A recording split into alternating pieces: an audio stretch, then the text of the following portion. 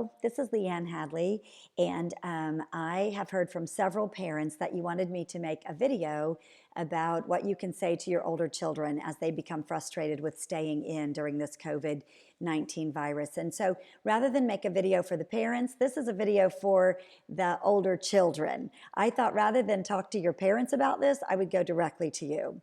So I hope you don't think that I'm too preachy, but I just, as your pastor and as your friend and as someone who believes in you, I just wanted to give you three thoughts that I've been having, okay?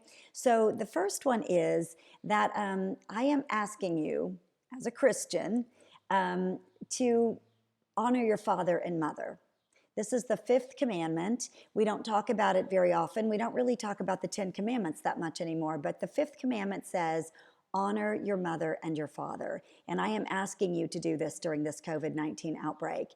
The thing is, I know that you think your parents are stupid and they don't know what they're doing and they're ruining your life and they're overprotective. But the truth is they love you. And the truth is that God knew that parents would love their children and take care of them when God asked us to honor our mother and our father. So I'm asking you to follow the fifth commandment, which is to honor your mother and your father, to listen to them, and to respect that they want the best for you, and every decision they are making for you is out of love for you. So that's my first point. Honor your father and mother. Follow that fifth commandment. The second thing that I want to talk to you about is what Jesus said. When Jesus was asked, what is the greatest commandment? Jesus said to love the Lord your God with all of your heart, soul, strength, and mind. And the second commandment is to love your neighbor as yourself. Now, I know that you all feel invincible. Even if you get the COVID virus, and I thank God for this, you will not be affected by the COVID virus like some older people might be. But I need to ask you to love your neighbor. And I need to remind you that your neighbor is not just your friends and the neighbors living around you, but the older people that could be deeply affected and even die from this virus. So when you go visit your friend, and it's just one friend, but you take with them all the germs of your family, all the germs of the people that have been around you, you give that to your friend. If your friend then visits his grandmother or bumps into an older person at the grocery, then your friend could carry the germ that you brought. So I would just ask you to expand your circle and your understanding of neighbor, and realize that there are people that you come into contact with, or that your friend will come into contact with, who are at high risk for this virus. And I am asking you to love them as you would hope that they would love you.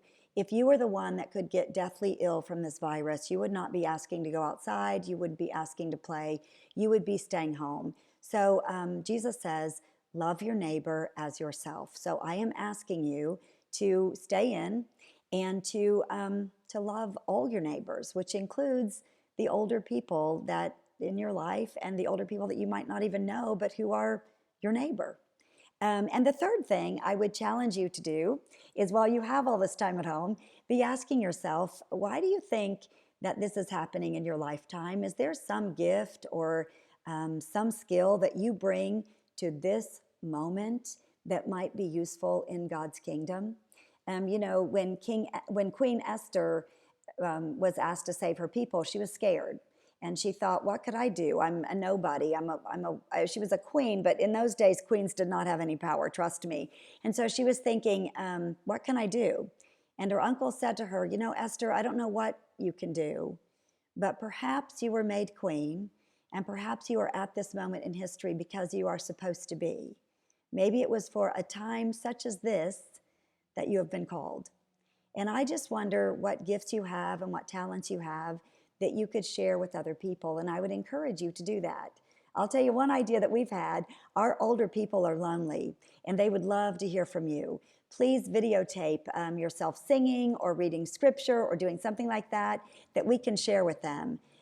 Just your enthusiasm and your youthfulness, we need that in the world right now. Your jokes, your being funny. So I just would challenge you to find something that you can do that makes the world a little brighter right now. The world is not at its brightest, and you are a gift and you are a blessing. And I just invite you to think about what can I do? So 3 things. Please listen to your parents. It's the 5th commandment. Second of all, I'm asking you as a Christian to love your neighbors as yourself. And third, I'm just saying maybe you were created to do something wonderful right now in the midst of this virus. I wonder what that is. And I'd love to find out. So thanks for listening to me. I hope I wasn't too preachy. I love you. I have every faith in you. And I know that you can do this. So keep your chin up. And this won't last forever. And I hope to see you or hear from you very, very soon. Okay? Take care. Thanks. Bye.